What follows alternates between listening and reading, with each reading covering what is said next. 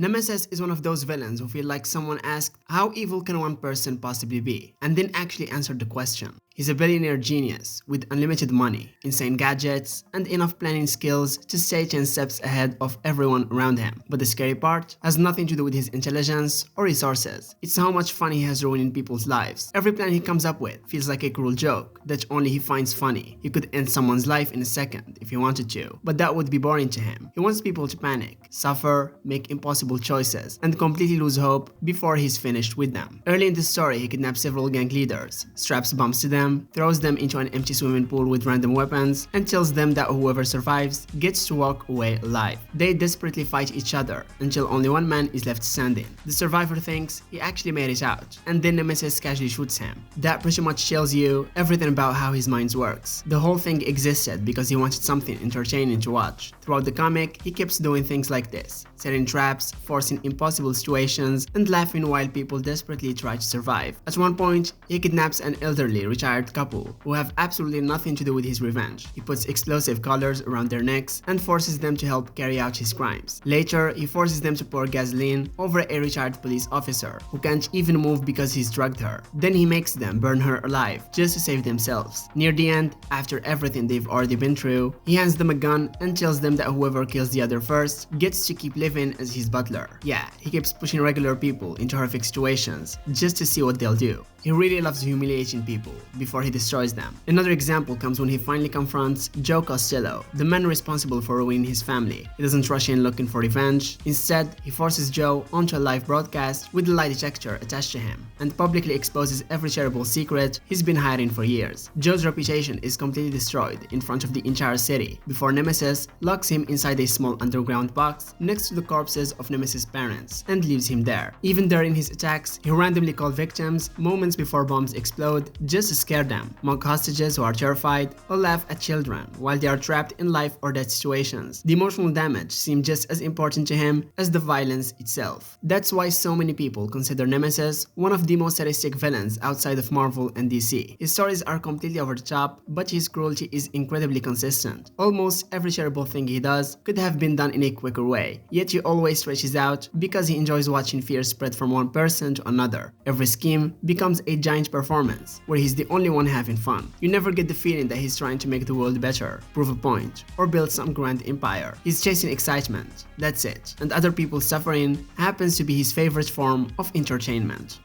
The Plutonian is probably one of the saddest examples of a superhero becoming a villain, because for a long time, he actually wanted people to love him. As a kid, Tony bounced from one foster home to another because nobody could handle a child with godlike powers. Every time he started getting attached to someone, things went horribly wrong. Sometimes it happened because he accidentally hurt someone without realizing his own strength. Other times, people became terrified of him after seeing what he could do. Those experiences left him with a massive fear of rejection that never really went away. As an adult, becoming the world's greatest hero gave him exactly what he'd always wanted. Millions of people cheering for him. The problem was that no amount of praise was ever enough to fill that hole inside him. That need for approval slowly became an obsession. Tony could save thousands of lives in a single day, hear millions of people calling him a hero, and still fixate on the one person criticizing him. He constantly needed reassurance that people still loved him, and whenever someone disappointed him, it felt like another childhood all over again. He started pushing the people closest to him away almost to see if they would eventually leave like everyone else had. Every rejection, every criticism, and every mistake added more pressure until eventually he couldn't handle it anymore. Once he finally snapped, all those years of bottled up frustration exploded at once, and the person everyone saw as Earth's greatest protector became its biggest nightmare. When Tony turns evil, he wants the entire world to feel helpless. He destroys cities, murders the families of his former teammates, exposes people's private conversations to the entire planet, and wipes out countless innocent lives almost casually. Since he's one of the most powerful beings on Earth, nobody can stop him, and he knows it. He uses his powers to spread fear everywhere he goes. Every attack feels personal, almost like he's pushing humanity for not giving him the unconditional love he always believed he deserved. He's very aware of people's emotions. His senses are so advanced that he can hear heartbeats, notice tiny changes in people's bodies, and pick up on fear almost instantly. Back when he was a hero, that awareness helped him save lives. After he broke mentally, those same abilities became the perfect tools for psychological torture. He always seems to know exactly what will hurt someone the most, whether it's targeting the people his former friends love, exposing their deepest secrets, or making entire cities live in constant fear of his next move. He understands exactly where to strike. He isn't causing random destruction anymore. He's making sure every victim suffers as much as possible before they are gone. Deep down, he's still chasing the same thing he wanted as a child, and that's acceptance. The difference is that he completely gave up on believing he would ever find it. Once that happened, all the fear, loneliness, and anger he carried for years got dumped onto the rest of the world. He decided that if he had spent his whole life living in fear, then everyone else should experience that feeling too. His story is about watching a broken person with unlimited power slowly convince himself that the entire world deserves to suffer alongside him.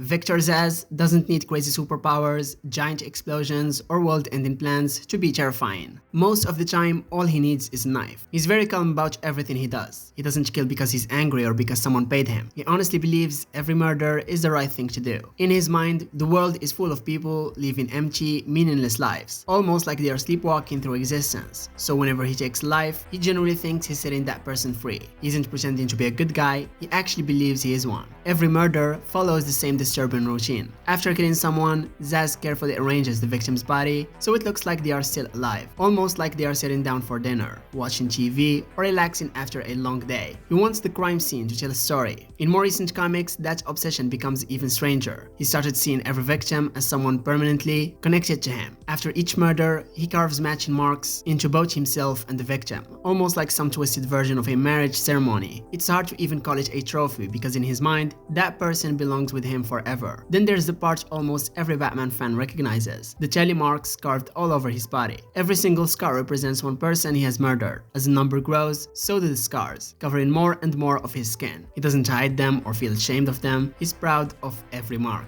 There's even a story where Alfred survives one of Zsasz's attacks, and that completely ruins his count. The mistake bothers him so much that he later escapes Arkham just to finish the job, because he can't stand having an inaccurate tally. That tiny detail says everything about how obsessive and broken his mind is. His crimes also feel much more personal than most Batman villains. He isn't trying to poison Gotham or rob banks. He gets close to his victims, looks them in the eyes, and takes his time. One of his darkest stories has him kidnapping orphan children and forcing them to fight each other inside an underground arena. The child who survives earns a chance at freedom, but only if they can beat Zsasz himself. Of course, they never can. The whole thing exists because he enjoys watching hope disappear right before the end. Batman has always viewed Victor as one of his most disturbing enemies. Gotham is full of criminals chasing money, power, revenge, or attention. Victor doesn't care about any of that. He wakes up believing murder is his purpose in life, and every new victim brings him one step closer to completing what he sees as his life's work. There isn't any guilt, hesitation, or second thoughts, just complete confidence that he's helping people by ending their lives.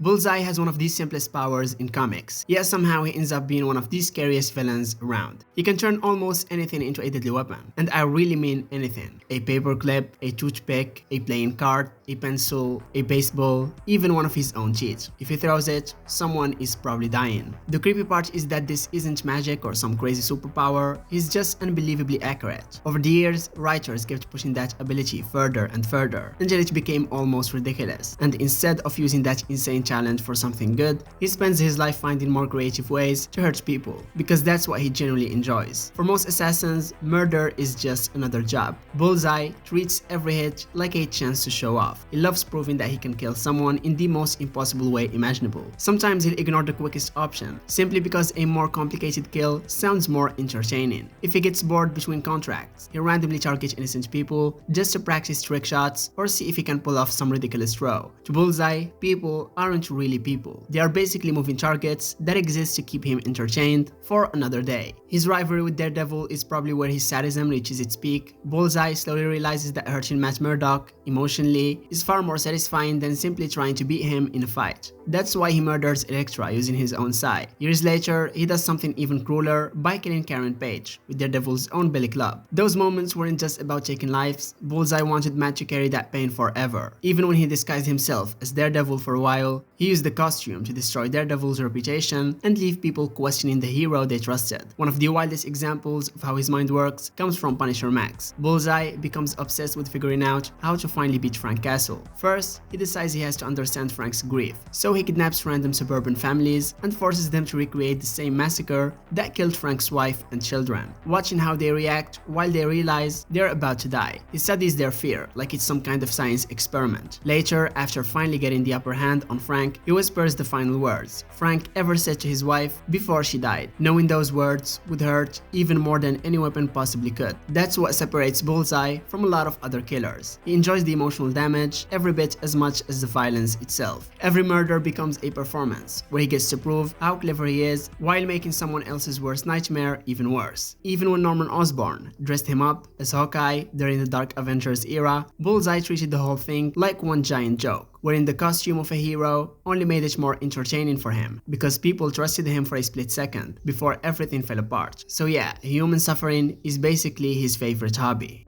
If you've only watched the Walking Dead TV show, the comic version of the Governor might shock you. They are almost completely different characters. The show gives him moments where you can understand how he became the way he is. The comic doesn't really bother with that. From the moment he shows up, he's cruel and completely drunk on power. He rules Woodbury like a dictator and doesn't even pretend to be a good person around the people closest to him. The apocalypse basically gave him the perfect excuse to do whatever he wanted, and he takes full advantage of it. He quickly establishes himself as a monster. The first time Grimes meets him, there isn't some long conversation or attempt to negotiate. The Governor simply grabs a machete and cuts off Rick's right hand. That's their introduction. Later, he captures Michonne and subjects her to prolonged physical and sexual abuse that many fans still consider the darkest material in the entire series. Those scenes were so extreme that the TV show completely removed or heavily changed them. His version of Woodbury is also much darker than what most TV fans remember. Woodbury is a place ruled through fear and violence, and one of the town's biggest attractions is a gladiator arena where people fight walkers for entertainment. Even after people die, the Governor shows almost no respect for them. He feeds bodies to his zombified niece, Penny, who he refuses to let go of because of his own obsession.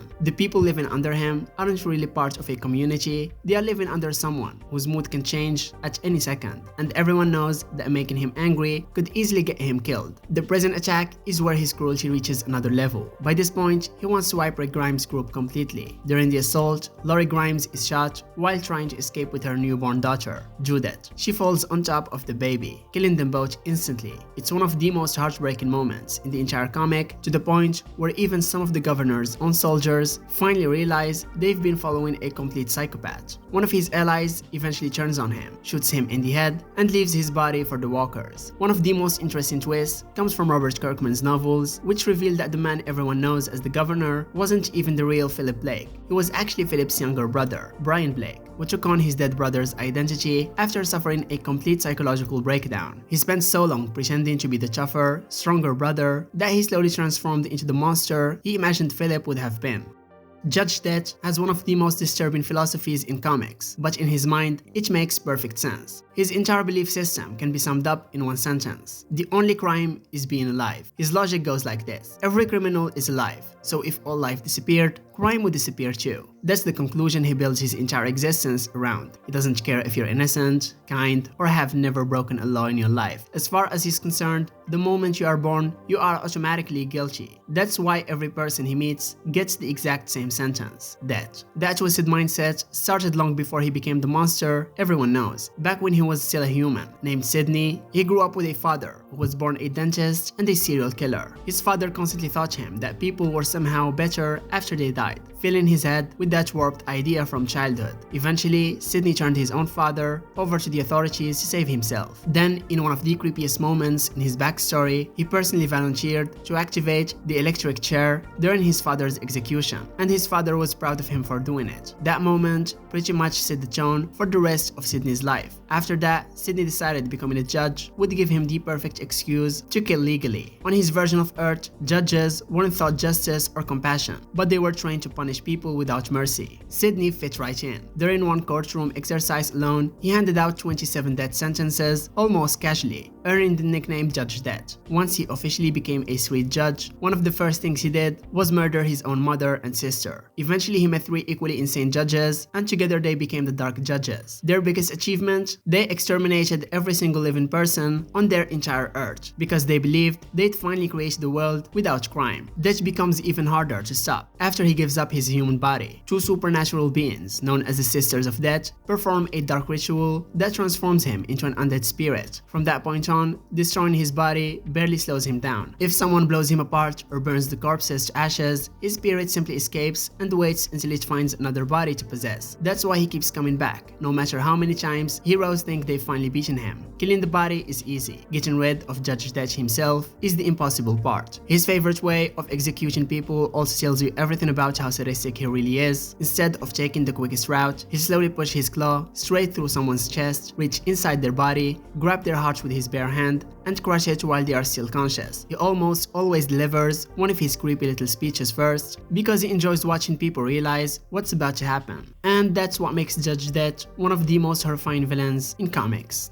The Violator. Most people recognize him as the fat, vulgar clown from Spawn, constantly making terrible jokes and acting like a complete idiot. That's exactly what he wants. The goofy appearance tricks people into underestimating him for a few seconds before they realize they are standing in front of an ancient demon that's been around for centuries. Behind all the insults and childish humor is someone who absolutely loves watching people suffer. Almost everything he says is meant to mock, humiliate, or get under someone's skin before the real voice even starts. He wasn't always a demon. Long ago he was actually an angel named Basil, who served in heaven alongside another angel named Gloriana. Everything changed after Lucifer convinced him that humanity was replacing the angels in God's plan. The doubt kept growing until Basil joined a group experimenting with forbidden dark energy. The transformation completely twisted him into one of hell's first demons. During heaven's war against hell, he lost everything, including the life he once had with Gloriana. By the time he crashed onto Earth, there was almost nothing left of the angel he used to be. All that remained was the monster known as the Violator. Then he blends into human society. He doesn't magically create fake bodies or cast illusions, he literally steals them. Throughout history, whenever he needs a new disguise, he'll rip the skin off a human corpse, hollow it out, and wear it like a suit. He does this over and over again across different time periods, taking the identities of priests, ordinary civilians, and even famous historical figures like Rasputin. To him, human bodies are basically clothes that can be thrown away whenever they are no longer useful. On top of that, he has no problem eating people or even other demons if it benefits him or simply sounds entertaining in the moment. His biggest obsession is Spawn himself. The Violator could spend all his time trying to kill Al Simmons, but he finds something much more entertaining, breaking him emotionally. He constantly reminds Spawn about the people he's lost, manipulates events to make his life even more miserable, and goes out of his way to target anyone Simmons cares about. He wants Spawn to become angry, hopeless, and completely consumed by despair because that's far more satisfying than ending the fight quickly. Every encounter feels like the Violator putting on a sick comedy show where everyone else is forced to suffer while he laughs at his own jokes. That's really what defines the Violator more than anything else. He's driven by pure malice. He looks down on humanity, believes demons are superior, and genuinely enjoys making the world a worse place whenever he gets the chance. Violence isn't just another task on his list, it's entertainment. Whether he's mocking terrified victims, tearing people apart, wearing someone's skin, or laughing in the middle of a massacre, he always acts like the whole thing is one big joke. That combination of ancient evil, twisted humor, and complete lack of empathy easily makes the Violator one of the most disturbing villains in the Spawn universe.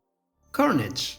He is one of the most violently sadistic and irredeemable villains in Marvel. Born from the offspring of the Venom symbiote and bonded to the serial killer Cletus Cassidy, Carnage represents the worst traits of both species, symbiotes and humans, amplified to horrifying extremes. He first appeared in The Amazing Spider-Man 361 and immediately positioned himself as a darker, deadlier shadow of Venom. Cletus Cassidy was already a monster before he ever touched a symbiote. As a child, he murdered his grandmother, tortured animals, and burned down his orphanage. He believed life was meaningless, and chaos was the only truth. So when the Carnage symbiote bonded with him, unlike Venom, which still holds some moral boundaries, it found a host who completely embraced its hunger and savagery. The result was something Spider-Man has never faced before, a being of pure evil with no motive other than to kill, destroy, and cause pain. Carnage is stronger, faster, and more unpredictable than both Spider-Man and Venom, and his symbiote can form deadly weapons from its own flesh, create tentacles, blades, and spikes, and is often immune to traditional weaknesses, like sonic attacks and fire due to his deeper bond with Cassidy.